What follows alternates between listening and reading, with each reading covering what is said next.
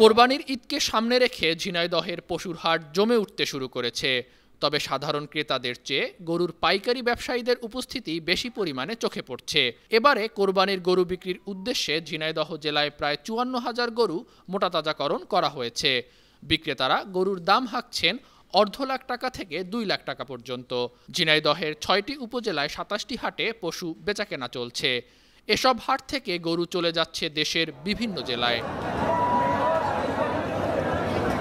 পছন্দের গরু খুঁজতে ক্রেতারা ছুটছেন বিভিন্ন হাটে। দাম দরে মিললে কিনছেন পছন্দের গরু। তবে এবার গরুর দাম বেশি বলে অভিযোগ করছেন ক্রেতারা।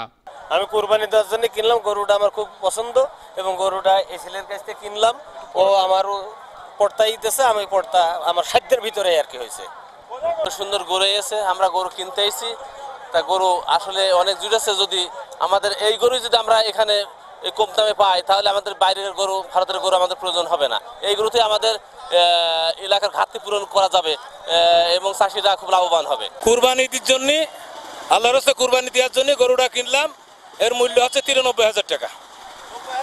৯৩, ইনশাল্লাহ করে ক্ষমতার মধ্যে আছে, কোনো অসুবিধা নেই।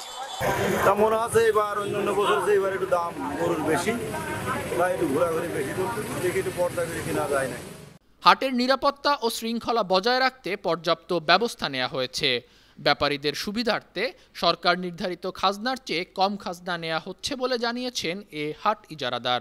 হাটের সাথে এবং ব্যাপারীদের সাথে আমরা গরু প্রতি যেগুলো বড় গরু সেগুলো ৮০০ থেকে ১০০০, আর যেগুলো ছোট গরু ৬০০, ৭০০, ৫০০ বিভিন্ন ধরনের আমরা নিচ্ছি। সেটা আমাদের হাটের সুবিধার কারণে, যাতে আমাদের হাটটা সুন্দরভাবে চলে এবং ভবিষ্যতে আমাদের হাটটা আরো উন্নয়ন হয়, আরো ব্যাপারী আসে।